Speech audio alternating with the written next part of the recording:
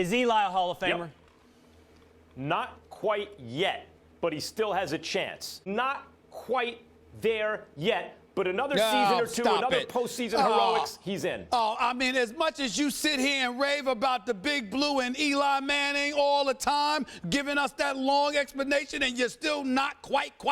That's supposed to be your dude. That's supposed to be your man. That's supposed to be your man. Let me give you a quick answer.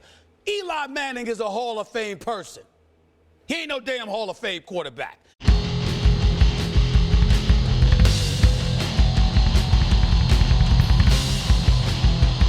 Well, thanks for watching Numbskull News. Today, we're going to be talking about Eli Manning.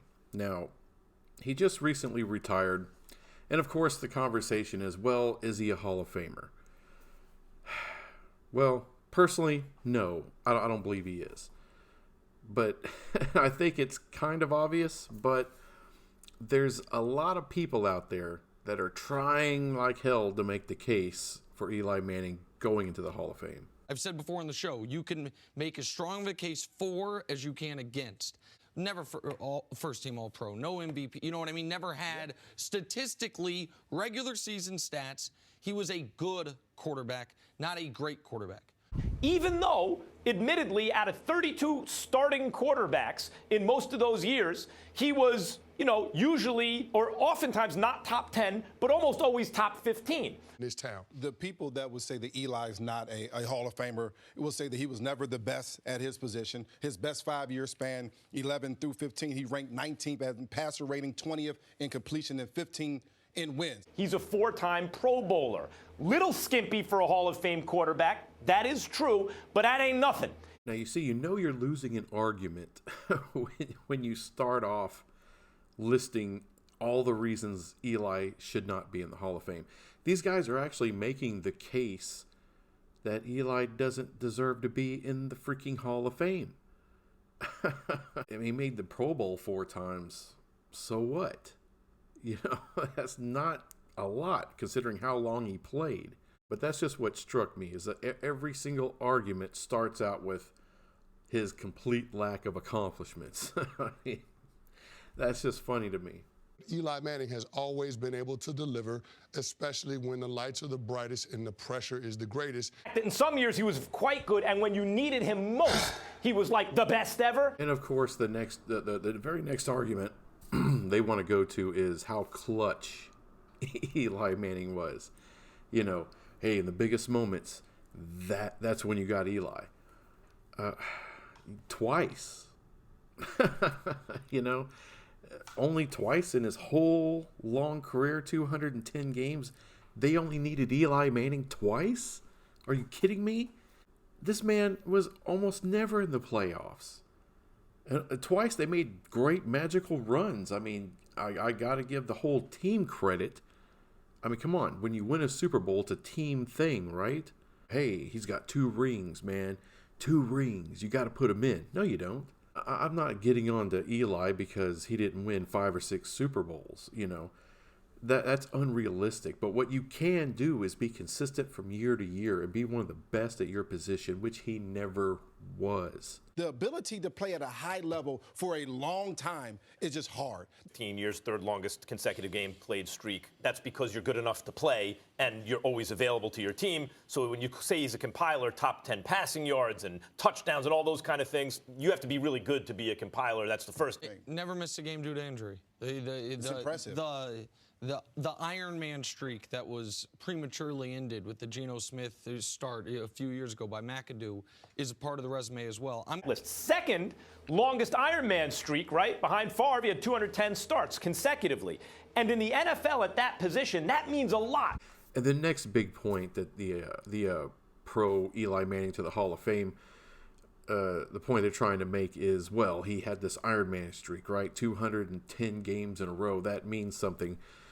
Well, it would have meant something if Eli Manning had played in the 70s or the 80s or even the 90s. But in the era that Eli Manning played, I wouldn't call it a Iron Man streak. I mean, you're not allowed to touch the quarterback anymore. You have about a 2-foot window in which you can actually tackle the quarterback or sack the quarterback. And If you do sack him and you land on him, that's a flag. Now, I mean, they're so protected, it's not even funny. Because he's not getting out and running anywhere. He's not taking those hits and those shots. All right, and when a quarterback runs, he's fair game. Ask RG3. I mean, when you get out and run, you're fair game. So he's not having to take those shots. He is protected in the pocket. He can be sacked, but you better be careful how you sack him. That just doesn't do much for me as far as, oh, well, yeah, in the easiest era in which a quarterback has ever been able to play, he went 210 games. So what? Now you got players that are playing into their 40s because the rules are so lax and it's so easy.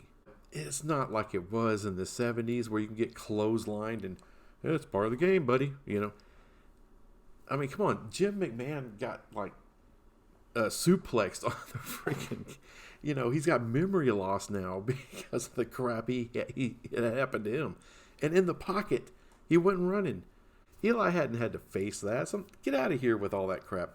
And it's funny, you know, even some of these guys, you know, trying to make the point of that 210 streak or whatever, they understand how absurd it is. I mean, he got cut. He got benched for Geno Smith.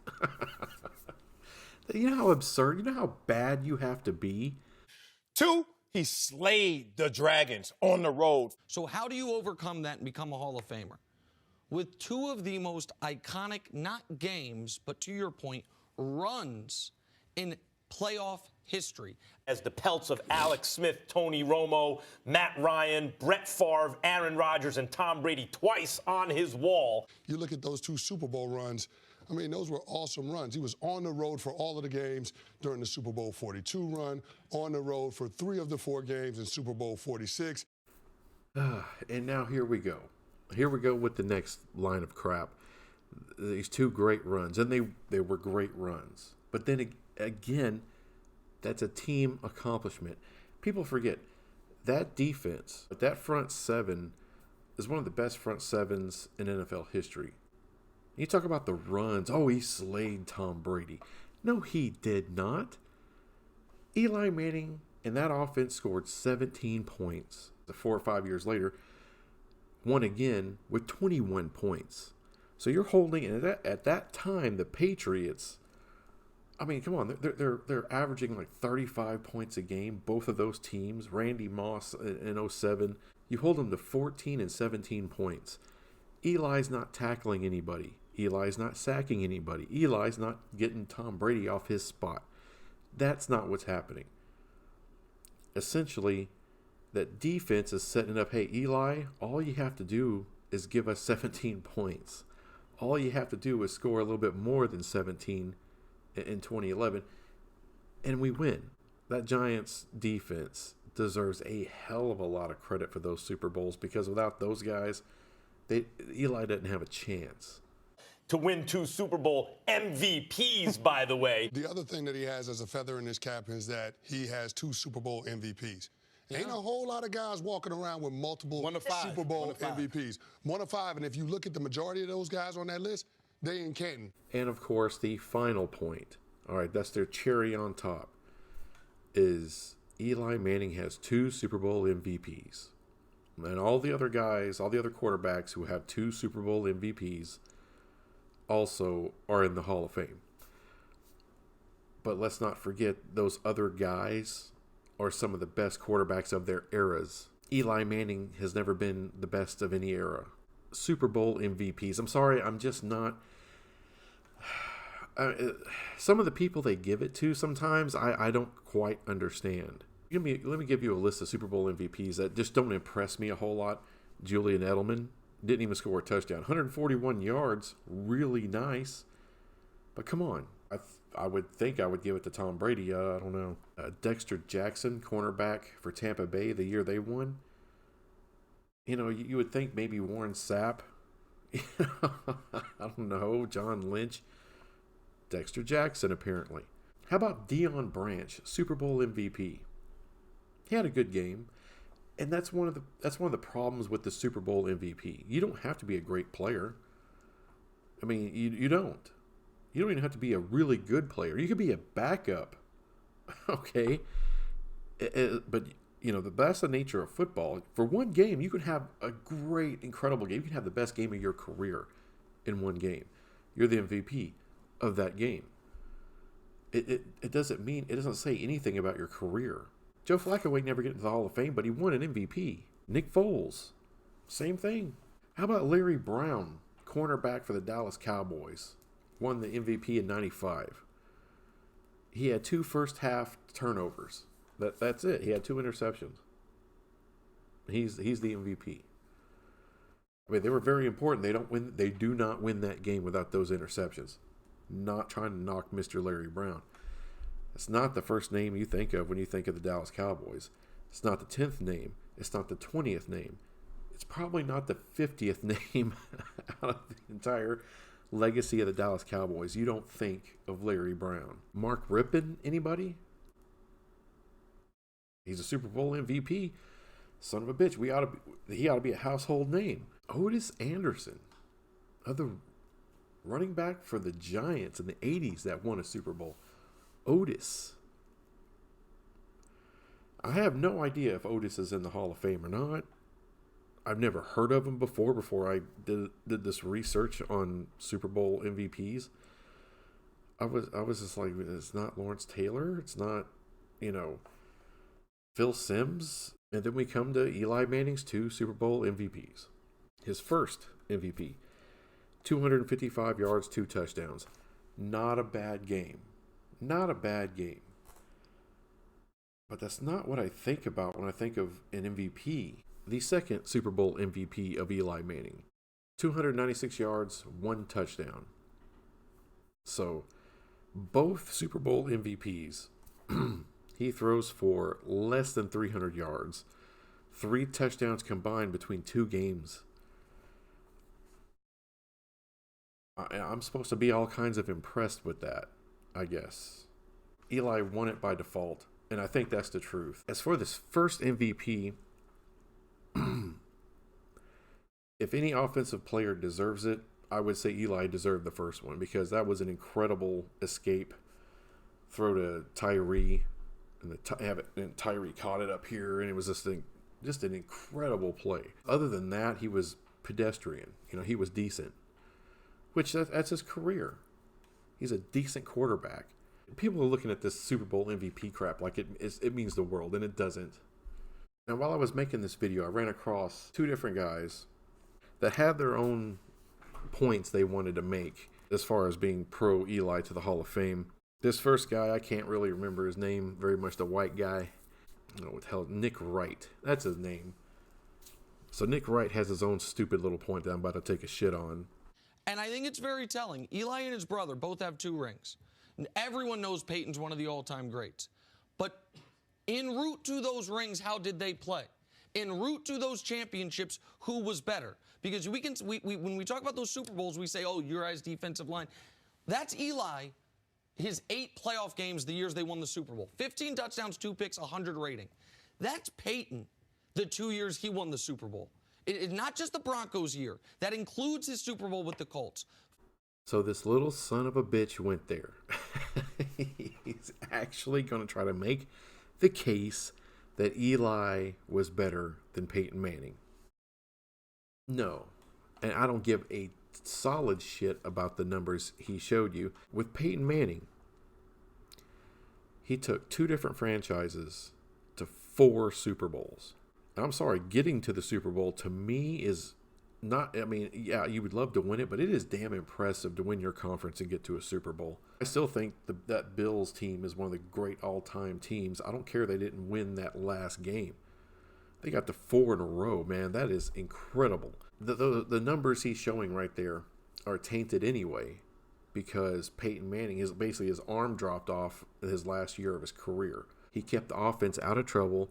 He didn't put the defense in a bad position. And they won a Super Bowl. But, the biggest difference between Eli and Peyton Manning, it seemed like every year, Peyton Manning was winning his division. He had a 1 or 2 seed in the playoffs every year. Damn near every year. It was him or Tom Brady. One or the other were going to get that 1 seed. And the other one was going to get the 2 seed. Anyone else was going to have to play wild card weekend. Those 2 guys never did. It seemed like they never, maybe they did somewhere, I don't know. And another thing that's telling, Peyton Manning goes down with the Colts, right? Misses the whole year. That Colts team wins 2 games. And that's what Peyton Manning was constantly doing. He was taking a team that was not very good. It'd be one thing without Peyton if they were 8-8, 7-9, something like that. Then you could say, hey, that's still a pretty good team. But with a great quarterback, of course, it elevates them. But every year he had this team a top 2 seed every year. And this is a 2-win team. It's a 2-win team. That's what Peyton was doing for you. Eli couldn't do that. He couldn't elevate a team. And now we're going to come to a guy I'm actually a fan of. Nick Wright, whatever. I like Marcellus Wiley. He's smart, Ivy League educated. But every once in a while, he just tries, he outsmarts himself. When I show you 3 Hall of Famers, we're going to exhume their careers, dig up these bodies. 3 Hall of Famers who weren't exactly winners and combined have 1 Super Bowl championship and 1 Super Bowl MVP. 3 of them. And you're talking about records. Eli is a 500 quarterback. Joe Namath, under 500. Dan Fouts, a game and a half over. Warren Moon, a game over. Oh, my God. Okay, what he fails to tell you. Joe Namath is not in the Hall of Fame for his numbers. He put the Super Bowl on the map. He won arguably the most important NFL game in the NFL's history.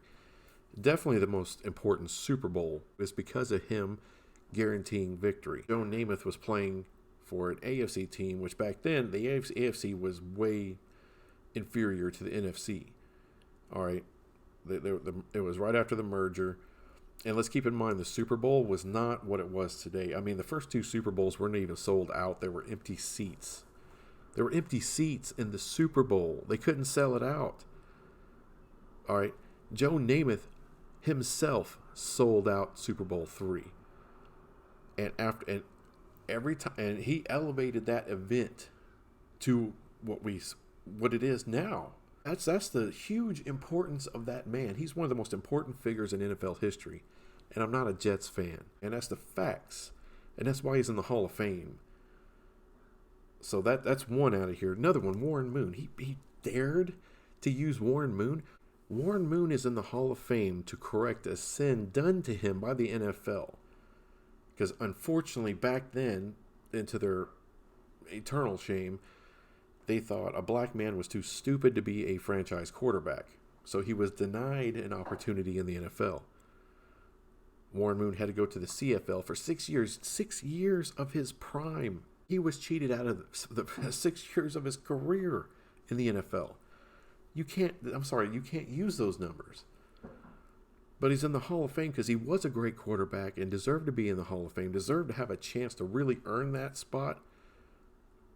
But if you include what he did in the CFL, which he was a champion, and he was one of the best quarterbacks in the CFL, if not the best. So he earned his spot. And the NFL owed that to that man. And it was owed to a lot of people. A lot of black men that wanted to play quarterback and were denied opportunity through, just a sliver, a piece of payback, of retribution was paid to Warren Moon. That's unquestionable. So I don't want to hear about that man's stats. And Marcellus, like I said, very, very intelligent man, but stupidly included Dan Fouts in this. For a little background, the NFL back in the day, we're talking 50s, 60s, 70s, 80s, there wasn't a lot of passing in the NFL. There weren't. And Dan Fouts and the Chargers back then, they were like the first high-flying offense ever. The first. So Dan Fouts is an original. He was only the second quarterback in NFL history to have 2 consecutive 30-touchdown seasons. And he was only the third quarterback in NFL history to pass for over 40,000 yards in a career. So he was doing something that was new. Not many guys have ever pass the ball like Dan Fouts did before him. All right, and that Chargers team kind of laid the groundwork for, like what the Greatest Show on Turf did back in the day, what the Chiefs are doing now, those types of offenses. Eli Manning went to 4 Pro Bowls. Dan Fouts went to 6. Eli Manning's career passer rating is 60.3, which sucks. Dan Fouts, 80%. Dan Fouts was a 3-time first-team All-Pro. Eli Manning, 0. In 1980, Dan Fouts was a second-team All-Pro. Eli Manning, 0. 2 times Dan Fouts was the AFC Player of the Year. Twice. Eli, how many times was the NFC Player of the Year? In 1982, Dan Fouts was the NFL Offensive Player of the Year. That's both the NFC and AFC. Eli Manning, you guessed it, 4 times Dan Fouts was the passing yards champion, passing leader for 4 different years. Eli Manning, 2 times Dan Fouts had more touchdowns than anybody else in the league. All right, led the league in passing touchdowns. Eli, but 3 times he led the league in interceptions. Well, that's something Dan Fouts never did. So as you can see, the 3 guys that Marcellus Wiley showed had real historic importance in the league, which Eli doesn't have. So what can we say about Eli Manning for real? I mean, what's the real thing? He is a great person. I can't say that he was a great leader. I don't think he did anything wrong. No one ever said anything bad against the man. I don't think any other player ever had anything harsh to say about Eli. Everyone generally liked to play with Eli. But, let's don't get it twisted. I mean, he wasn't, John Elway, or Roger Staubach, where you knew that was their locker room. They were the leader. They were the captain. They were the man. Eli was never the man. Eli is very talented. There's a lot of guys that can't make it, past their rookie contracts as a quarterback. They bounce out of the league real quick. Eli was able to stick around because he had talent. The problem with Eli, he was just never consistent. Or, I don't even know if it's fair to say consistency. I think really he had talent, just not as much as you thought. I think for majority of Eli's career, you would say maybe a top 15 quarterback. I think with a better quarterback, the Giants could have possibly, I mean, with that defense, yeah, if you had an Aaron Rodgers up in there, or you had his brother Peyton or Drew Brees, yeah, on that Giants team, you probably are looking at a dynasty. But Eli, that team was good enough to win one, then a few years later win another one. But you got to think of that time in the middle. I mean, it was just, they were missing the playoffs, didn't look great. And Eli will probably get in there. I don't know about first ballot, but, look, his last name's Manning. That helps. He played for one of these idiots actually said it hurts him to be play in the New York market like it was harder. I'm sure it was. I mean, the media is, huge in New York, but no, if you have a good career, they're going to blow it up bigger than it should be. I mean, that's the facts. So yeah, he'll get into the Hall of Fame. He shouldn't. A guy like Deion Sanders, he's got it right. I mean, they're letting too many guys in. They just are. And, Eli's going to get in, and he's probably going to be the worst quarterback to ever get in. I mean, really, that's probably Joe Namath, but Joe Namath was just way more important to the game than Eli. I mean, you can easily tell the history of the NFL without ever mentioning Eli. You can't do that with Joe Namath. Anyway, that's all I got on some punk that doesn't deserve Hall of Fame status at all. But I'll be back with some other crap later. Bye.